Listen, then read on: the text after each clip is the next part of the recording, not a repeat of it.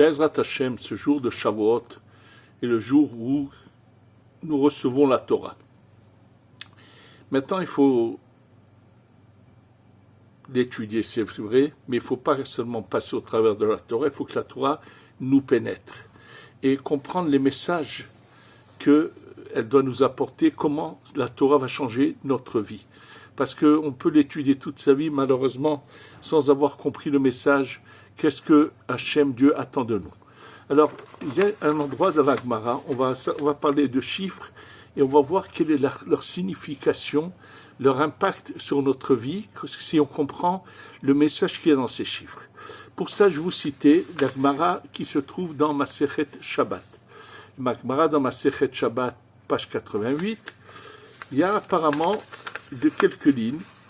Croyez-moi que je sais qu'il y en a beaucoup qui ont eu l'occasion de lire ça, ils passent. Bon, ça a l'air d'être un jeu de chiffres, mais qui n'ont pas compris quel était le message qu'il y avait à travers cela. De quoi s'agit-il? C'est comme ça. Darash Ahu Galila. Je vous lis exprès les mots pour que vous compreniez que vous entendez vous-même les termes de la Gemara. Quelqu'un du Galil a fait cette explication, cette remarque de la Torah. C'est une transmission, mais ce qu'il a eu sur quelque chose qu'avait dit Rav Hizda. Il dit comme ça, Beri Rahamana, bénis Dieu. Deyaïv Orian Telitai. C'est tout, c'est de l'araméen, mais je vais le traduire. Béni, donc il bénit, on remercie Hachem d'avoir donné cette Torah qui est partagée en trois. C'est-à-dire, nous avons la Torah, les Nevi'im, les prophètes, Ktuvim, les écrits. Donc, Torah, Nevi'im, Ktuvim, c'est trois. Les Am Telitai, un peuple qui est divisé également en trois. Kohen, Lévi, Yisraël. Alédé Telitai, par l'intermédiaire du troisième frère, qui est donc Moshe, puisque il y a Myriam, Aaron ou Moshe, d'accord. Beyom Telitai, le troisième jour après leur séparation, où ils devaient se séparer de leur femme. Be'arha Telitai, dans le troisième mois, Nissan, Iyar, Sivan. Et sachez que ça ne se termine pas là, dans la Gemara, c'est ce qui est marqué, mais il y a d'autres endroits dans le Midrash où ça continue. Ce qui est, pas seulement ça, Moshe vient de la troisième tribu. Et la Torah est appelée Emet, 3 lettres. Et ça, bien sûr, il y a combien encore de rajouts, je vous dis. Qu'est-ce qu'on veut nous raconter? Et c'est pas un hasard, on voit que c'est authentique, puisque c'est vrai que c'est le troisième mois. La Torah est partagée en 3 parties, Torah, les Nevi'im et les Ketuvim, et tout ce qui est par la troisième tribu, par le troisième frère. Et le troisième jour après qu'ils se soient séparés. Pourquoi tout cela? Alors, ce qu'il faut comprendre, c'est qu'est-ce que la Torah va venir, quelle est sa réparation sur nous. On ne vient pas se promener dans ce monde, on vient sur terre, la Neshama, l'âme avant de venir, elle est là-haut, et elle sait qu'on lui explique qu'il y a des réparations à faire. Alors bien sûr que il faut savoir quel a été le problème qu'on a tous passé, que nous venons maintenant réparer. Pour expliquer cela, il faut savoir que d'abord je vais parler de la ponctuation que nous avons dans la Torah de tous les mots. Sachez que la ponctuation, chaque ponctuation correspond à une sphère, à une sphira. Alors, le Keter, ce qui est au-dessus de notre sphère, si on pouvait voir au-dessus des individus, on verrait au-dessus de leur tête le Kamatz. Le Kamatz est un trait comme ça, avec un petit trait en bas. C'est le Kamatz. C'est dans le Keter. Dans la tête à la droite, nous avons la Chochma. La Chochma, c'est un patar. C'est comme un vav allongé. À la gauche, nous avons le Tséré. Le Tséré, ce sont 2 points, un à côté de l'autre.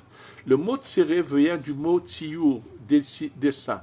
Oui, c'est la Bina. La Bina est ce qui dessine, ce qui va un peu être, à travers elle sort c'est les sources de ce monde qu'on va voir tout de suite, qui s'appelle Tiferet et Malchut. Et je ne parle pas du Da'at parce que le Da'at est composé de plusieurs ponctuations, mais on va aller dans les surotes, on va descendre plus bas. Et là, quand on descend plus bas, sachez qu'il y a la droite et la gauche, Chesed et Gvura. Et je vais vous montrer à quoi correspond le Chesed. Alors sachez que cette ponctuation qui s'appelle le Ségol, vous voyez le Ségol, ça correspond au Chesed. Par contre, la Gvura, c'est un point au-dessus de l'autre qu'on appelle le Sheva. Donc on a le Ségol qui est le Chesed et ça c'est le Sheva. Ça, et je vais vous dire la suite rapidement, mais on va revenir sur ces deux ponctuations-là, puisque c'est celles qui vont nous expliquer le message. On va voir là sur le Ségol qui a 3 points, de ce qu'a voulu nous transmettre ce personnage du Galil. En fait, il faut savoir que quand tout le monde connaît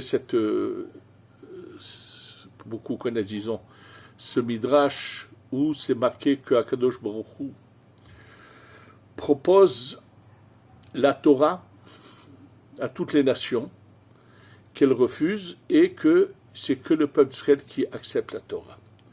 En ce qui concerne le peuple d'Israël, je peux encore comprendre qu'au moment où on est devant le mont Sinaï, il n'y a pas seulement les personnages sortis d'Égypte qui sont là-bas, mais également toutes les âmes du peuple d'Israël des 6000 ans sont là-bas. Donc, on pourrait dire qu'à ce moment-là, la question a été posée et tous ont dit « oui, on veut la Torah ».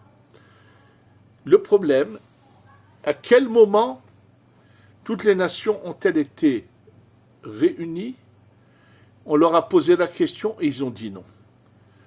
Alors bien sûr, beaucoup cherchent à répondre ça en disant qu'on s'est adressé à l'ange qui les représente, mais on va voir tout à fait une approche totalement différente qu'on apprend à travers les paroles du Zohar. Le Zohar nous parle de cette période qui est antérieure à la création, qui figure dans le début du livre de Bereshit.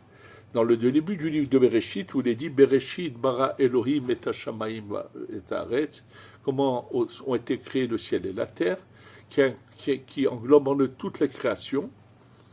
Et juste après, c'est marqué Veha haaretz hayeta tohu vavu. La terre était tohu bohu. Et là, le Zohar nous explique qu'est-ce que veut dire que la terre était tohu bohu. Veut dire que tout simplement, il s'est passé un événement très important avant cette période de la création mentionnée dans la Torah.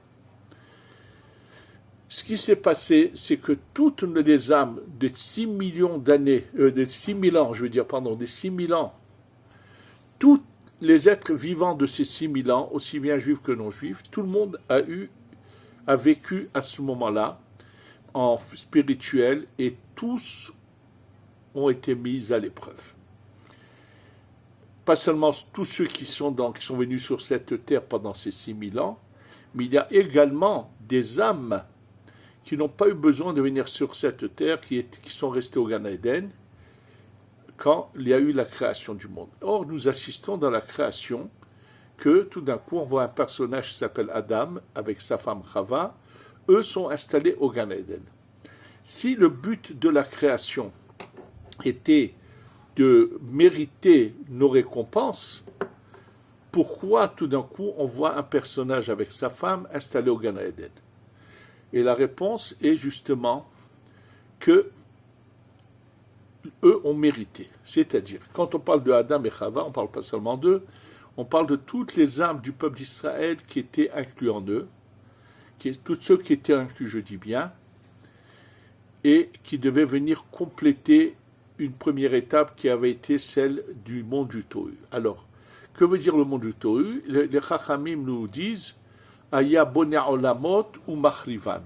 Dieu a créé des mondes et les a détruits. Ça veut dire qu'antérieur à ce qui est marqué dans la Torah, Bereshit, bara Elohim, qui ont été créés, le ciel et la terre, que tout a été créé, il y a eu une première étape d'épreuve où on était spirituel, où il y a eu des mondes, c'est ces mondes-là qui ont été créés et détruits.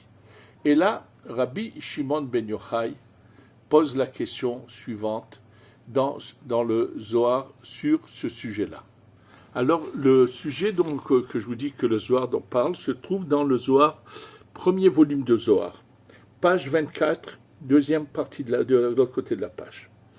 Et je vous dis, ce qui est marqué là, il dit, le mot Tohe Bohe, c'est quelqu'un qui est surpris, qui a un étonnement. Il dit que la question qui était posée, Dieu, tu crées quelque chose, pourquoi tu le détruis? Et là, écoutez bien les paroles que Rabbi Shimon ben Yochai dit. Il dit, Has ve Shalom, comment peut-on penser que Akadosh Baruch Hu a créé des choses et a voulu les détruire? Il dit, c'est faux. Hachem ne changera jamais ce qu'il a envie de faire. Simplement, il a mis une condition à l'existence de ce qu'il a créé, c'est la Torah. Et ceux qui ont accepté, c'est parce qu'ils n'ont pas voulu accepter la Torah qu'il y a eu ces destructions. Donc, et il en parle longuement, il explique, ceux qui voudraient voir ce texte du Zohar pourront le voir à l'intérieur. Dans le Zohar, parle longuement de cela. Je l'ai ramené je vous dis tout de suite, pour ceux qui auraient ce livre qui s'appelle Gal Einai, c'est sur Shavuot où j'ai ramené ce texte du Zohar, en l'expliquant, c'est ce que je vais faire avec vous. C'est-à-dire qu'il y a eu un problème de fond qui s'est passé dans cette création qui est antérieure à ce que nous lisons dans le début de la Torah. Ça veut dire qu'avant d'arriver d'abord même au Gan Eden, ensuite du Gan Eden, la chute sur ce globe terrestre à la suite de la faute d'Adam Arishon, qui était quelque part voulu pour pouvoir aider tous ceux qui n'avaient pas réussi dans cette première étape. Et même ceux qui avaient refusé la Torah, on leur a donné une chance en les faisant revenir pour leur donner la possibilité d'ouvrir les yeux, de se convertir et de revenir à l'authenticité de la Torah, qui sont uniquement les paroles d'Hachem sans qu'aucun individu n'ait pu faire quoi que ce soit, écrire quoi que ce soit. Même les prophètes, c'est seulement selon leurs prophéties qu'elles ont été écrites, et pas toutes les prophéties, seulement celles qui on a donné l'ordre d'écrire. On va voir dans la suite de ce cours qu'il y a au total 24 livres dans cet ensemble qui sont la Torah, les Nevim et les Ktubim. Au total, il y a 24 livres et dont on lit le début et la fin de chacun de ces livres le soir de Shavuot, et on va voir pourquoi. C'est aussi un problème de chiffres. En tous les cas, il s'est passé cet événement où les gens n'ont pas réussi, et c'est eux qui ont provoqué la destruction de ces mondes, puisque la condition mise à l'origine était que ceux qui acceptent et veulent appliquer la Torah pourront vivre et exister. Et il y a eu ceux qui l'ont accepté de plein cœur, sans mélange, sans rien, sont encore au Gan Eden. Eux n'ont pas du tout trébuché dans la faute d'Adam Arishon. Oui, il y avait des Neshamot, des âmes qui n'étaient pas inclus dans Adam Arishon, qui se trouvent encore qui sont restés au Gan Eden. C'est cela, vous pourrez le trouver, pas dans le livre qui s'appelle Sha'ar HaGilgulim, mais dans le Sefer HaGilgulim du Harizal. Là-bas, il parle de ce sujet, il aborde ce sujet-là. C'est le seul endroit où il en parle. Et donc, en fait, il y a eu, pourquoi ces gens-là n'ont pas voulu? Il y avait un gros problème, un problème de manque d'union. Chacun a décidé, c'est moi qui vais régner. Oui. C'est-à-dire moi, et c'est moi qui dois régner, qui doit avoir le dessus. Et même quand c'était dans l'intention, c'est moi qui vais, à travers moi va passer la lumière divine, c'était aussi une erreur. Celui qui pense qu'il est au-dessus de tous est en chute libre, et c'est pas du tout ce que Hachem veut. Donc il y avait un manque, il n'y avait pas donneur et receveur, quelque chose qui les unit, mais la définition des 7 sphères avant dans le monde du Tohu sont une au-dessus de l'autre et non pas droite, gauche et centre. Donc quand je vous ai montré cette photo où je vous dis il y a le Ségol et il y a le Sheva c'est la Gvura, c'est un peu le Din, c'est ce qui est la cause un peu de la destruction. Le Ségol est la réparation. Droite, gauche et centre qui vont s'unir. Ça veut dire que chacun va savoir donner et recevoir et s'unir avec le prochain. Oui, ça c'est la réparation. C'est marqué d'ailleurs que dans le Zohar, dans les écrits du Harizal, que cette destruction de ces mondes a eu lieu parce que Kol Echad Amar Ani, chacun dit c'est moi qui vais régner. D'ailleurs, on le voit qu'à chaque fois que quelqu'un pense qu'il est plus intelligent que tout le monde et qui veut aller contre le courant et dire tout le monde s'est trompé, il n'y a que moi qui sais, Dans tous les cas, ce genre d'attitude c'est arrivé à montrer que celui qui agit ainsi s'est trompé. Mais une chose qui est certaine, tous ceux qui actuellement, ces gauchistes qui n'arrêtent pas de manifester et qui donnent de la force à nos ennemis, oui, c'est comme l'a dit quelqu'un qui était de l'autre côté de la frontière, a dit que c'est ça qui nourrit de force le Hamas de tenir tête, parce qu'il sait qu'il essaie de maintenir au maximum, parce qu'il sait qu'il a des gens ici qui travaillent pour eux, comme ce voyou de Golan qui a été dans l'armée auparavant et qui est aujourd'hui à la tête des partis de gauche, qui a eu le culot de vouloir dire, lui, pas seulement lui, ou Dolmert, qui a été une fois Premier ministre, par la haine qu'ils ont contre l'actuel Premier ministre Benjamin Netanyahou, cette haine qui est pas seulement eux, mais ceux qui les entourent, nous font que du tort et de la destruction. Absolument. Et ce qu'il faut, c'est changer cette attitude. Dans la Torah vient nous aider à nous transformer. Je n'existe pas, je suis uni à tous, je donne et je reçois, et on est un peuple uni. Le chiffre 3, justement, c'est Chesed Gvura Tiferet. Tiferet, c'est le centre. C'est ce que je vous ai montré dans cette ponctuation qu'on appelle le Ségol, qui a un droite-gauche et un centre. C'est-à-dire que tout est basé sur l'union, sur donner et recevoir, s'entraider. C'est la base de la... Et c'est pour ça qu'il nous dit... Le troisième mois, c'est la Tiferet. Le premier mois, c'est Nissan, c'est Chesed. Iyar, c'est Gvura. Sivan, Tiferet, troisième mois. Troisième tribu, c'est pareil. Ce chiffre 3 qui est constamment mentionné, c'est pour nous dire, réfléchissez, comprenez que la Torah est venue pour qu'on se fasse de la réparation. Cette réparation ne pourra avoir lieu que lorsqu'on voudra vivre en unité et s'entraider et se donner les uns aux autres. Et non pas, comme actuellement nous assistons, malheureusement surtout, comment on appelle ça, j'ai vu récemment aux États-Unis, chaque petit rabbi qui a une petite communauté, tiens, qu'il a peur qu'il se sauve, il y en a un qui a osé dire c'est honteux les propos qu'il a eus. Il se trouve à Monsey, près de New York, où il a mis en garde ses chassidim, surtout n'acceptez pas des vols gratuits de El Al pour aller voir Israël, pour éventuellement vous installer là-bas. Et bien sûr, ils ont toujours ce slogan tordu de Erev Rav, de anti-sémites qu'ils appellent anti-sionistes. Et qu'est-ce que c'est? Je suis ici roi dans mon petit château, dans mon petite parcelle, je veux rester le roi. C'est-à-dire, si vous partez, je ne serai plus le roi. Ça, c'est faux, c'est pas la Torah. Même il peut l'appliquer, il croit qu'il fait la Torah, il est à côté. C'est pas ça du tout.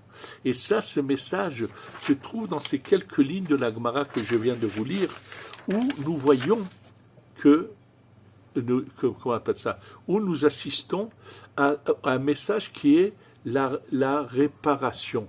D'ailleurs, la Rizal explique que avant la destruction, les sphirotes étaient une au-dessus de l'autre, Chesed, Gvura, Tiferet, Netzach, Hod, Yesod, et que dans la réparation, elles se placent droite, gauche et centre.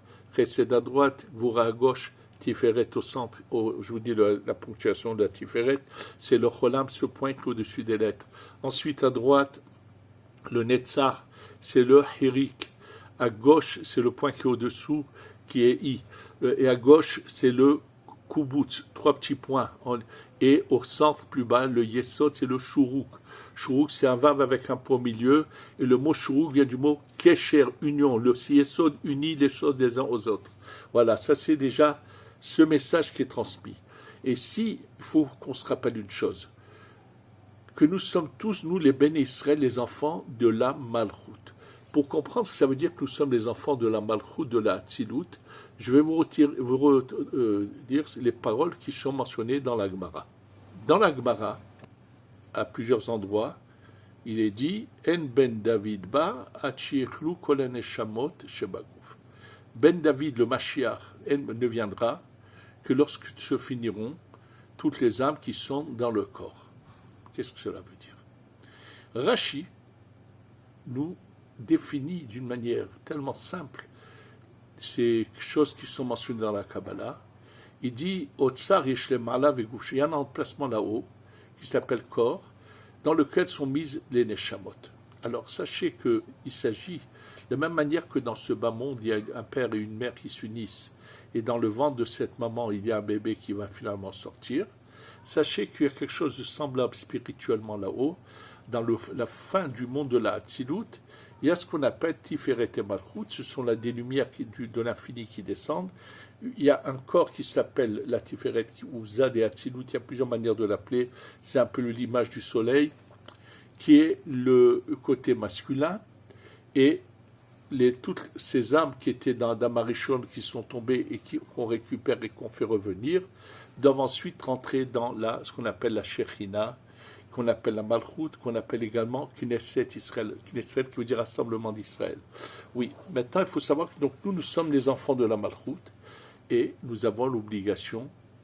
Alors d'abord une maman veut voir tous, un père et une mère veulent voir leurs enfants unis. Quand on vous dit Banim Atem Ladonai Elohechem, vous êtes les enfants, Banim, vous êtes les enfants de Dieu votre éternel, Ladonai Elohechem. Il y a deux noms, pourquoi? Ben oui, parce qu'il y a cette partie du luminaire qui est masculine, qui a transmis qui s'est unie à un luminaire inférieur qui est féminin, et qui a finalement donné naissance à ces âmes qui sont descendues. Dans les noms de Dieu, il y a deux manières d'écrire ces deux luminaires. Celui qui est masculin, c'est les 4 lettres connues, qui sont le Yud, le He, le Vav et le He. Oui, 4 lettres, le Yud, le He, le Vav et le He, qui ont la valeur numérique de 26. Mais vous avez une autre manière d'écrire le nom de Dieu, comme on le dit, qui sont Aleph, Dalet, Nun, Yud. Je répète, Aleph, Dalet, Nun, Ado. Je ne vais pas dire le nom maintenant. Sachez que cette formule de Aleph, Dalet, Yud, qui est la chiffre 165, c'est le côté féminin qu'on appelle la Malchut. Maintenant, sachez que ce n'est pas par hasard qu'elle a ce nom de 4 lettres. Sachez que ces 4 lettres, quand on va les faire des combinaisons de déplacer les lettres, on va avoir au total 24 formules de manière de disposer les lettres différemment. Oui. Quand on a 4 lettres, on a 24 formules. Sauf dans le cas du nom de Dieu que je vous ai dit précédemment, qui est le Yud, le He, le Vav et le He. Étant donné que dans ce nom-là, nous avons 2 fois la même lettre, 2 fois le He, il n'y a que 12 combinaisons de changer les lettres de place. Par contre, dans le Aleph, Dalet, Nun, Yud, il y en a 24. Alors, pour comprendre ce que c'est ce 24, et qu'est-ce que nous faisons le soir de Shavuot. Alors, pour ça, je vais vous raconter quelque chose qui s'est passé à Yerushalayim juste après la Shoah. Juste après la Shoah, les rescapés qui sont arrivés, parmi eux, il y avait le rabbi de Gour qui avait été en Pologne, qu'ils ont appelé dans la Chassidut de Gour le Imre Emet, comme c'est le nom qu'ils l'ont donné, par rapport à un livre qui est, Imre Emet. Malheureusement, lui est arrivé avec ses enfants, mais son fils, qu'on a appelé celui qui ensuite a pris sa place après son décès, qui n'est pas l'aîné de ses enfants, qui s'appelait le Beth Israël, lui malheureusement a perdu sa femme et ses enfants dans la Shoah, dans l'Holocauste. En tous les cas, le Imre Emet est arrivé brisé ici en Eretz Israël, juste après 1945, et bien sûr il était ici à Yerushalayim. Il avait la tête comme ça baissée, il n'arrivait pas à la lever. Il a une bonne partie de sa famille malheureusement a été anéantie pendant la Shoah, parce que en Pologne, dans le monde religieux, une grande partie était de cette chassidoute qu'on appelle Gour. Et c'est d'ailleurs une des seules chassidoutes qui ont décidé ici de laisser tomber le yiddish et de passer à l'utilisation de la langue parlée, donc la Shokodesh, l'hébreu, et c'est ce qu'ils font dans leur étude, dans tout, c'est ce qu'ils ont choisi, c'est une des seules chassidoutes. Et lui, bien sûr, après cela, après son décès à lui, son fils, le Betzrel, a tout fait pour faire venir tous ces chassidim du monde entier en Eretz Israël. Lui, quand venait le voir des chassidim, il leur disait, vous voulez être mes chassidim, envoyez-moi vos enfants. Et lui avait réussi pratiquement à rassembler presque tous les chassidés gour ici en Eretz Israël. Plus tard, il y en a qui ont malheureusement un peu de nouveau dispersé, mais le gros des sont là. Maintenant, son père, donc le Imre Emet qui était brisé, quand il était là, et beaucoup de gens, c'était un grand tzaddik, beaucoup voulaient lui rendre visite. Et celui qui lui rendait visite, quand il recevait sa bracha, il donnait une petite pièce qui était, quand quelqu'un la recevait, c'était vraiment, il y avait dedans une bénédiction très particulière. Parmi ceux qui ont voulu le voir lorsqu'il est arrivé après la Shoah, il y avait quelqu'un qui est devenu plus tard le Rosh Yeshiva de la Yeshiva de Porat Yosef, qui s'appelait le Rav Yehuda Tzadka. Rav Yehuda Tzadka, Zecher Tzadik Vekadosh Libracha, qu'on a eu la chance de côtoyer, de connaître et de voir, et j'ai même eu la chance de l'avoir eu, qu'il soit le sandak d'un de mes enfants. Oui, Rav Yehuda Tzadka qui était une lumière de sainteté, de grandeur, et on a des preuves un peu à cela. Il l'a reçu en révélation dans un de ses rêves. Le Ben Ish Chai est venu lui dire, sache que je suis une partie de ma neshama revenue en toi pour réparer le fait que je ne sois pas venu m'installer en Eretz Israël, absolument. Et donc Rav Yehuda Tzadka, lorsqu'il était jeune homme, qui était déjà un très grand tzaddik, il est venu faire la queue pour être reçu chez le Imre Emet. Et lorsqu'il rentre, il est déjà à 11h30, ou même minuit presque, parce qu'il recevait très tard, je ne sais pas à quelle heure les gens. Quand il rentre, pour quelle raison, je ne sais pas, mais le Imre Emet lui dit, dis-moi, tu sais la raison pour laquelle, dans le traité de Shabbat, ça veut dire, vous savez que dans le chasse, nous avons plusieurs, qu'on appelle des masertot, Brachot, Shabbat, Ta'anit, Megillah, ce sont les noms de chacun de ces traités du Talmud Babli, et le traité de Shabbat a 24 chapitres. Il lui a dit, tu pourrais me dire pourquoi, bien sûr on sait que c'est Rabbeinu Kadosh qui a écrit les Mishnayot, avec Ruach HaKodesh, avec les révélations, et il a exprès divisé chaque Masechet en un nombre précis de chapitres, et Shabbat 24. Il lui a dit, tu peux me dire pourquoi le traité de Shabbat a 24 chapitres, et si tu me donnes la bonne réponse, je te donne une petite pièce. Alors bien sûr, il ne savait pas, il lui a dit, est-ce que je peux aller et revenir? Il lui a dit, oui, de toute façon, il y a du monde qui attend, tu n'as qu'à revenir, et emmène-moi la réponse. Rav Tzadka, qui sort de chez le rabbi de Imre Emet, de Gour, à ce moment-là, se réfléchit à qui il peut poser la question à minuit, au milieu de la nuit. Il se rappelle que pas loin, à 10 minutes en courant, il peut arriver à la maison dans le quartier de Beth Israël où habitait celui qui a écrit le livre Kaf HaChaim, Rav Yaakov Sofer, grand tzaddik et Talmid Chacham et Mekoubal d'origine d'Irak, qui habitait à Yerushalayim, et lui, il savait que le Rav Yaakov Sofer allait dormir au début de la nuit, et toutes les nuits, au milieu de la nuit, il se levait, étudiait la Torah. Donc, il se dépêche d'aller là-bas, il arrive, et il frappe à la porte. Bon, alors, bien sûr, l'auteur du Kaf HaChaim, le Rav Yaakov Sofer, lui ouvre la porte. Ah oui, qu'est-ce que tu veux?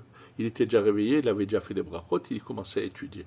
Il lui dit pourquoi il y a 24 chapitres dans le traité de Shabbat. Il lui répond avec une phrase toute simple et très rapide, Keneget kat kishute kala, à l'encontre des 24 ornements de la kala, de la fiancée, de la mariée. Alors bien sûr, je vous explique tout ce qu'il a voulu dire. Le Rav Tzadka, qui était jeune homme à ce moment-là, se dépêche de repartir et il dit ça au rabbi de Gour, Imre Emet, qui lui donne cette pièce en question. Mais maintenant, c'est à nous de comprendre de quoi il s'agit. Je vous ai dit précédemment qu'il y a 24 livres dans la Bible. Oui, dans Torah Nevi'im Ketuvim, il y a 24 livres. Bereshit, Shemot, Vaikra, Bamidbar, Devarim, ça fait 5. Ensuite, Yoshua, Shoftim, et ainsi de suite. Au total, nous avons 24 livres entre la Torah, les prophètes et les écrits. Au total, il y a 24 livres. Et le soir de Shavuot, on a l'air de faire ça en une sorte de résumé. Je comprends. On commence Bereshit, le début de Bereshit, la fin de Bereshit. De chaque parasha, 3 premiers versets, 3 derniers. À quoi veut-on arriver? Ce n'est pas un sujet complet, ce sont des brides, des morceaux de sujet. Oui, alors sachez que, je vous ai dit que nos âmes viennent d'origine de la Malchut. La Malchut, c'est ce luminaire duquel sont sorties nos âmes, qu'on appelle la Shechina. Et sachez que la souffrance de la Shechina est inimaginable. Je vais vous rappeler ce qui s'est passé le soir de Shavuot en Grèce, Turquie, à l'époque de Rabbi Yosef Karo, où elle a parlé à travers la gorge de Rabbi Yosef Karo. Tout ce que je vais vous dire se trouve dans le livre du Shlah HaKadosh, qui ramène le témoignage d'un des élèves de Rabbi Yosef Karo qui était présent lors de cette révélation. Et en fait, à Shavuot, on est un peu au point culminant de l'année, et nous allons unir Akadosh Baruch Hu avec la Shechina, mais pour cela, on va lui faire des 24 formes d'ornements de bijoux. En lisant ces versets-là, et ensuite, c'est de la même manière qu'avant, lorsqu'une jeune fille devait se marier et qu'elle allait se tremper au mikvé, alors ils avaient de grands mikvés, plusieurs femmes descendaient se tremper, l'accompagner. Sachez que la nuit de Shavuot, tous ceux qui peuvent, après la lecture de ces livres-là, vers le matin, c'est d'aller au mikvé et de penser qu'on est en train d'accompagner la Shechina, la Malchut, dans le mikvé, pour que pendant l'office de Shaharit et Moussaf, elle va s'unir à Akadosh Baruch. Et comment on va l'orner? Avec ces 24 ornements. D'ailleurs, je voulais vous dire, il y a un livre qui s'appelle du Ben Ishraï, très peu connu, plutôt de questions et de réponses et de ségoulot, qui s'appelle Ateret Tiferet. Dans ce livre, Ateret Tiferet du Ben Ishraï, et à la fin du livre, il s'appelle Keter Malchut, la couronne de la reine.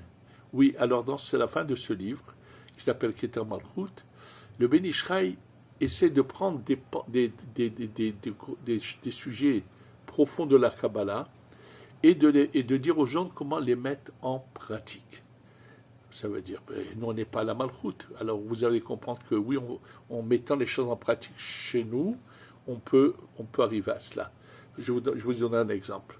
Nous disons chez les Sfaradim, vous verrez tous le faire, que lorsqu'on récite ce psaume de Ashrei Yoshvevetecha, lorsqu'on arrive à l'endroit où on demande à Hachem de nous donner de quoi vivre la parnassa, qu'est-ce qu'on dit à Kadosh Baruch Hu? Potea het yadecha uftema, ou masbia et rassasie chaque vivant de son désir. Mais qu'est-ce que nous faisons? Nous ouvrons les mains comme ça en disant cette phrase. Et la question est qu'on lui dit à Kadosh Baruch Hu, ouvre tes mains, et nous on ouvre les mains. Alors le Ben Ishraï donne 2 réponses là-dessus. Une d'entre elles, c'est qu'on ouvre les mains pour recevoir la bracha.